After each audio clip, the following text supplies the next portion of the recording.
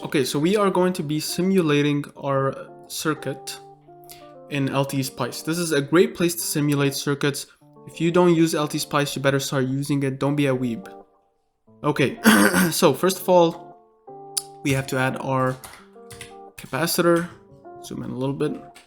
Let's add our inductor, our resistor, our voltage source,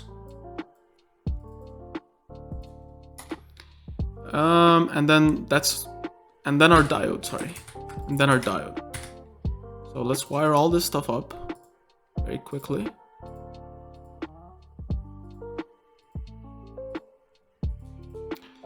As you can see, this is a good looking circuit right here, attractive. Oh.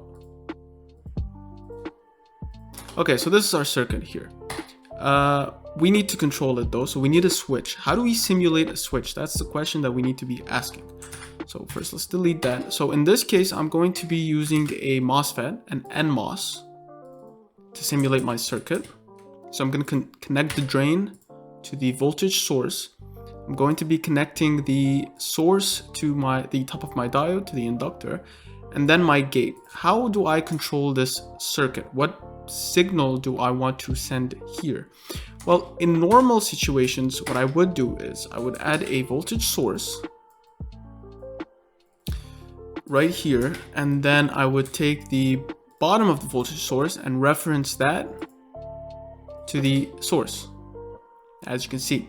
And then we can set that to advanced. We can give it a pulse. We can do, what can we do? Let's do 0 volts initial, V on, let's say 5 volts. And then time delay 0, 0, 0, time on, let's say 0.2 micro. And then the overall time on, or actually let's say 2 micro, and then the overall time is 10U. So this is 20%. This is 0.2 duty cycle. So that's how I have my voltage set up. This will be our 50 volts. Our inductor is going to be 500 micro Henry. Capacitor is going to be 50 micro. And finally, our resistor is, as we agreed upon, 100 ohms. The MOSFET that we're going to choose, the physical MOSFET that I have on me, which is this MOSFET right here, that MOSFET is called the IRF 540. I'm going to go to the IRF 540. So this is going to be the MOSFET of my choice. Let's simulate and see what happens. Let's run this for 100 milliseconds, and maximum time step is 0.1 millisecond. Okay. Oh, we don't have a ground. Okay, let's ground. So the ground, bottom node is the ground, and then let us simulate. And let's take a look. Actually, I forgot. You know what? Before we do the simulation, let us just call some nodes so we don't get confused. So I'm gonna call this VG, this point, and then I'm going to say VO as my VO. Now let's simulate. Let's see what happens. So let's see what, first of all, let's see our VG looks like, and then let's see what our VO looks like. Let's also take a look at our current. Okay, let's halt. That's probably enough. Do that. So what's happening here? So we are pulsing a signal at 20% duty cycle, and we are reaching almost 10 volts. I say this is 10 volts. Click here. It's 10.1 volts, which is kind of what we expect. And if we really zoom in on it, we'll see the voltage ripples, but the voltage ripple is only 5%. It's very small. So we have a fairly clean line.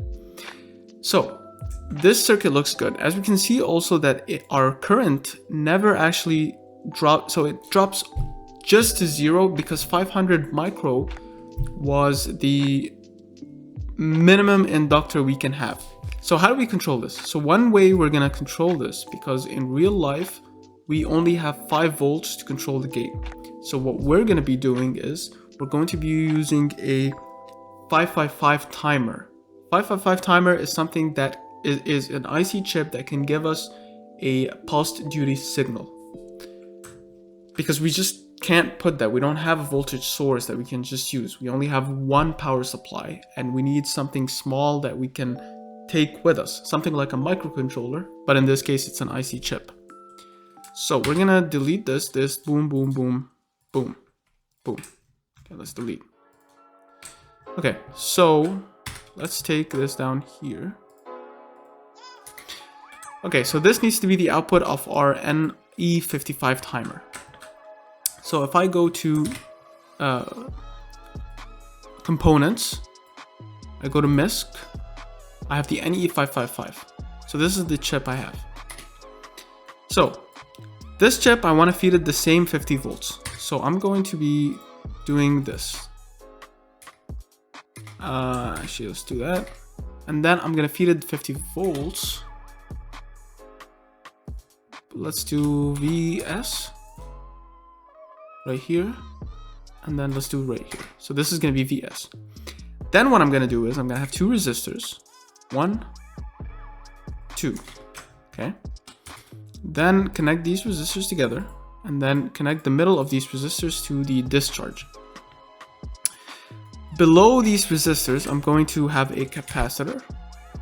Such. Boom. Okay. Capacitor as such. And then I'm going to have my ground. Also, I'm going to be grounding my actual ground. And then I'm going to take my trigger and I'm going to connect it to my threshold. I'm going to take my rest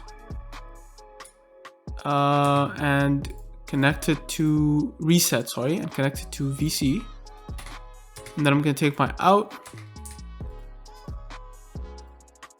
and connect it to my V out. Now what I want to do is I need to select values here that give me 40%, 20%. I'm going to pick this to be 100K, and I'm going to pick this to be 50K, 40K actually. And then I'm going to pick this to be 100 pico. Okay. Also, I'm going to be connecting a diode here, just like that. We need to place a second MOSFET. So let's do this. Do that. Boom, boom, boom. Second MOSFET as such. Actually, let's do this and then do that. Okay. And then Control D. Do this. And then we are going to ground this out, feed into this MOSFET, and then do that. Okay. Then what we need to do is, so this means that this VG is going to be, it's going to be ground when we output a 1 here, and then it's going to be nothing. Okay, so we need to grab VS and bring it down here. So what I'm going to do is I'm going to grab a wire from here. I'm going to put a resistor, and then we're going to connect it here. This resistor, we're going to make a 100 ohm drop, okay, across this resistor. So now what's going to happen is when this MOSFET isn't conducting, this point will be VS because there's no current flow here, or very limited current flow. So this point will just be 50 volts. When this conducts, this point becomes ground, so it becomes 0. So we're going to go here between 50 and 0, 50, 0, 50, 0. Okay. Now, this VS could literally, doesn't even have to be 50 volts. It could be 10 volts, it could be 5 volts, because we're controlling a completely different MOSFET that is in relation to ground. So, the NE55, I don't think it can handle 50 volts. So we might have to give it a normal, let's say 5 volts. Sorry.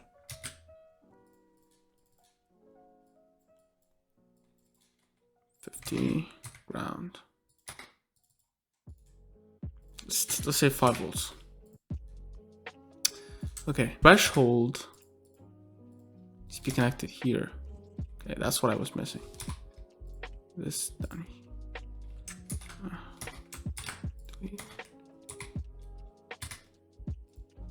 This.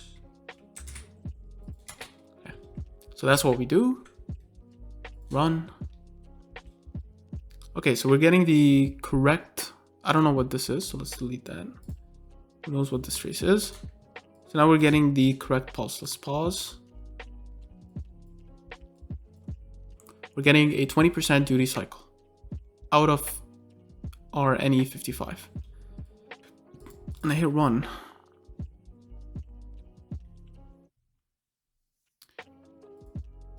Let's see. Okay, so now that is stable. Let's pause. Okay. So it's around 10 volts now, as you can see. And if we click on this, we can see exactly what it is, which is 10.5. So 10.57, 10.58, it's not what we like to see. It's a little too high. We wanted 10.5 to be the maximum ripple. So let's take a look at this. Okay, so this is what it outputs. Oh yeah, yes, that's correct. It's a reverse. So we want the duty ratio coming out of the NE55 to be 80%, and this in turns create a 20% duty cycle for our buck converter. So this is better. This looks better. And then this will be the 20% duty cycle that we want to see. And that will generate a output voltage of around 50 volts. So this is a circuit that we can use. We can have our power supply here. We can have our oscilloscope power supply here, because this IC does not take a lot of current. And we can use, and we can do this. So we can prototype this. So it looks like it works. It does what we want. It reaches steady state in 15 milliseconds or so, right? So it looks good. Okay, and this is how to simulate this whole process. Current to the inductor. So as you can see, it charges extremely quickly during the time on, and then it discharges during the time off, and it never goes below 0. So it's always continuous. So we get a relationship that makes sense. Thank you guys for watching, and I'll see you in the prototype design.